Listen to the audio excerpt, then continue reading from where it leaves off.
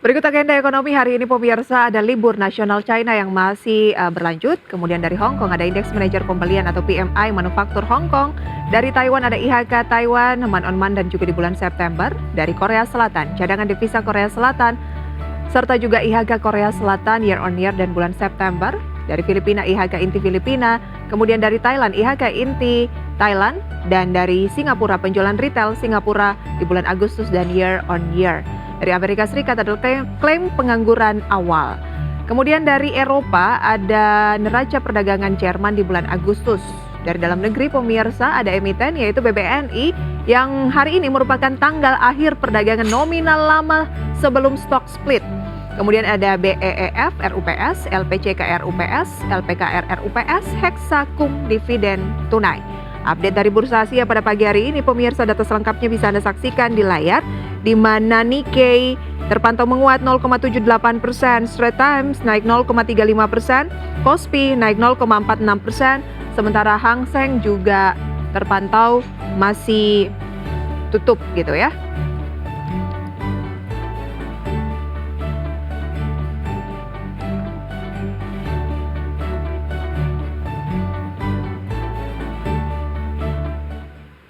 Dan pemirsa, pada pagi hari ini kita akan berbincang bersama dengan Mas Kenji Putra Cahaya, Head of Business Development PT FIC Sekuritas Indonesia. Mas Kenji, apa kabar? Selamat pagi Mbak Pisa, kabar baik Mbak. Terima kasih untuk waktunya Mas Kenji. Kurang lebih 11 menit menuju pembukaan peragaan sesi pertama kemarin kan jatuhnya juga cukup lumayan begitu ya, seiring dengan Bursa Asia yang juga melemah. Tetapi ada apa kabar atau angin segar dari Bursa Wall Street yang kembali bangkit begitu, dan Bursa Asia tadi yang kami tampilkan rata-rata juga pagi hari ini bergerak di teritori positif meskipun Bursa China masih tutup. Peluangnya seperti apa pagi hari ini? Oke, peluangnya yang kita harap untuk domestik sendiri untuk IHSG khususnya akan lebih bisa survive dalam arti tidak tertekan lagi sedalam kemarin, karena dari yield treasury AS juga mengalami penurunan walaupun masih tipis ya, tapi ini sinyal positif. Yang diharapkan impact-nya adalah the Fed nanti juga tidak akan terlalu hawkish banget nih kalau melihat posisi sekarang, dan juga yang kita highlight adalah mencegah adanya capital outflow yang nanti bisa potensi untuk balik ke US sendiri, begitu Mbak Prisa. Oke, kemarin di tengah pelemahan indeks harga saham gabungan yang turun tanggal 4 ya, turun sekitar 0,78%. Siangnya sih sempat cukup dalam ya, 1% lebih, tapi mampu bertahan hanya turun 0,78%. Ini asing malah membukukan pembelian di pasar reguler. Asing kembali membukukan pembelian, 1 minggu terakhir juga asing masih membukukan pembelian. Mungkin datanya bisa Anda saksikan di layar begitu ya.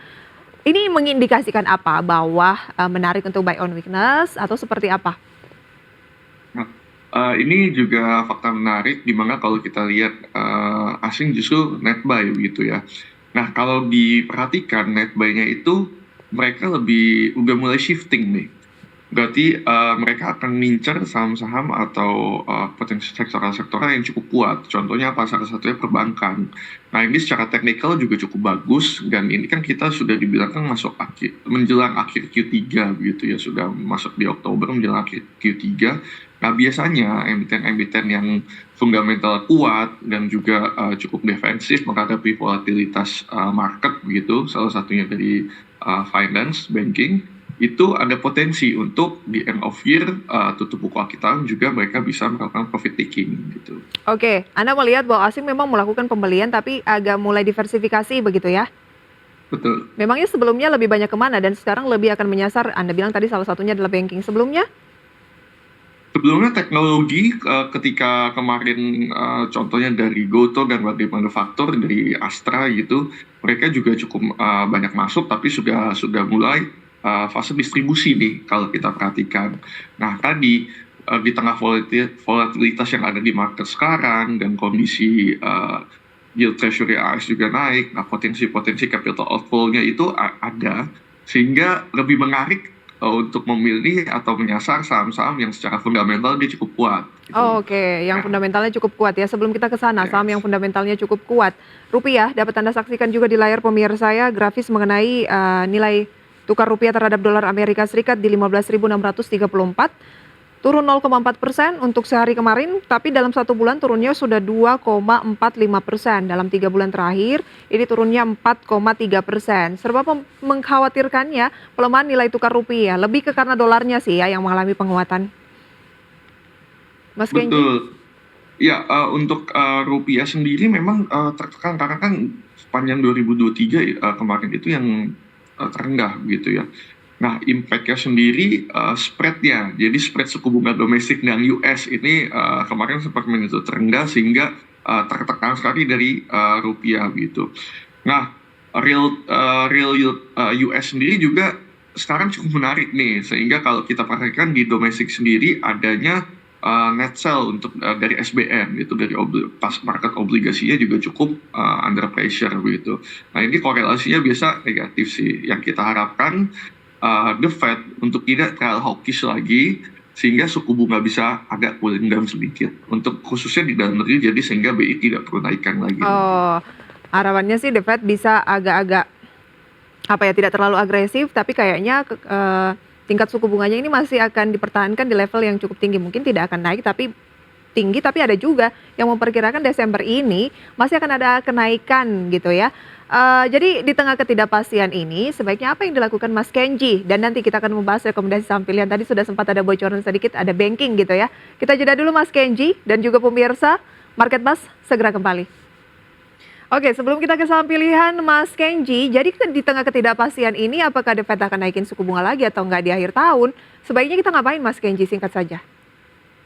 Oke, nah kalau untuk investor sendiri, untuk pelaku pasar dalam negeri, khususnya mungkin saya bilang kita bisa fokus ke sektor-sektor yang fundamental kuat. Kita bisa niru nih strategi yang dari pihak foreign lakukan gitu. Dan juga kita highlight technical, saham yang technicalnya sudah cukup bagus gitu. Jadi dari banking yang sudah masuk level support, kita bisa mulai masuk. Dan lebih ke mindsetnya, lebih ke short sampai mid term investing atau trading aja. Short ke Setidaknya mid sampai term end of the year. aja. Jangan Betul. terlalu long term gitu ya. Yes, Karena banyak betul kemungkinan sekali. yang masih bisa terjadi, The Fed lah, tahun politik dan lain sebagainya gitu ya.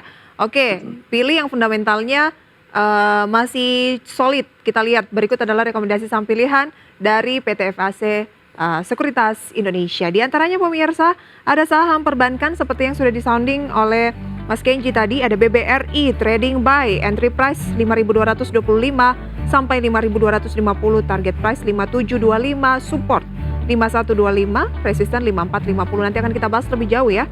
BRIS juga direkomendasikan buy on weakness, SMRA Trading Buy, Pegas Trading Buy. Kita ke BRI terlebih dahulu Mas Kenji. Semenarik apa BRI untuk di trading buy?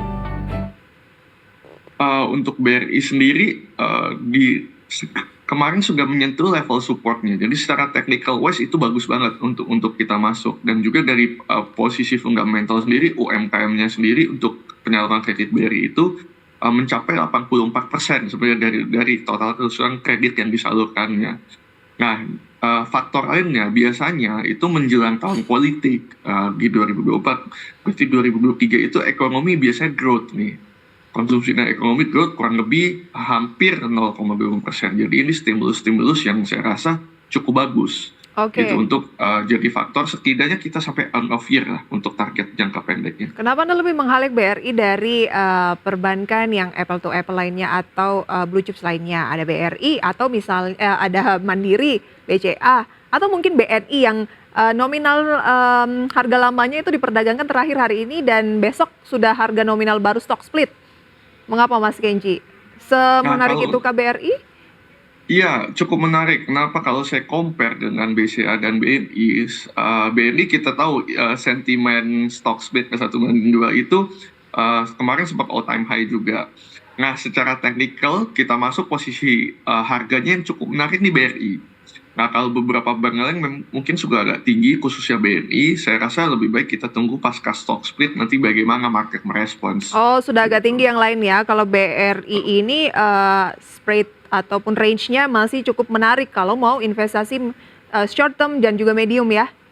Betul, masih cukup menarik banget. Ada target price 5725 tapi harus break dulu ya, 5450 ya. Yes, betul. Target Sup jangka menengahnya di 5.700, untuk short-nya di 5.450. Oke, entry lah di 5225 sampai 5250, support di 5125 ya? Betul. Oke, kita ke BRIS, buy on weakness. Nah, kalau BRIS sendiri secara teknikal sekali lagi yang saya highlight adalah saham-saham yang sudah menyentuh atau ada potensi rebound dari area supportnya. Secara fundamental, kita tahu semester 1 growth year on year-nya bagus, itu tumbuh kurang lebih 32,4% gitu compared to last year. Nah, targetnya juga nggak panjang-panjang, makanya untuk target jangka menengahnya kurang lebih pendek sampai menengah di 1690, apabila notes bisa break resistance di 1635.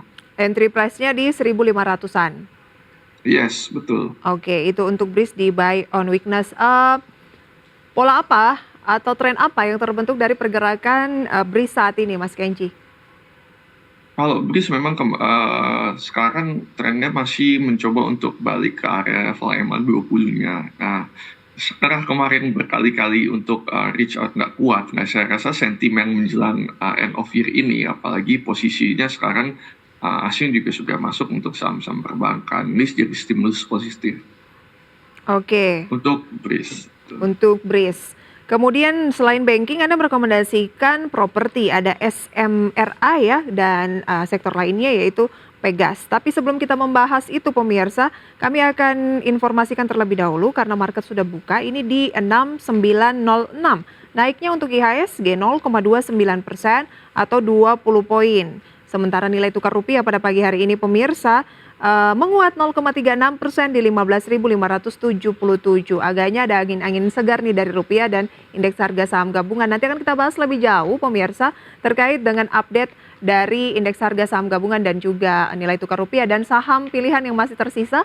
Usai jeda pariwara berikut, tetaplah bersama kami. Terima kasih pemirsa Anda kembali bersama kami. Ya, pembukaan dari indeks harga saham gabungan pagi hari ini mengikuti bursa Asia dan juga Wall Street yang bergerak di teritori positif kembali ke 6.900-an dan rupiah juga mengalami penguatan terhadap dolar Amerika Serikat di kisaran 15.500-an ya, turun dari 15.600-an yang berlangsung di hari kemarin.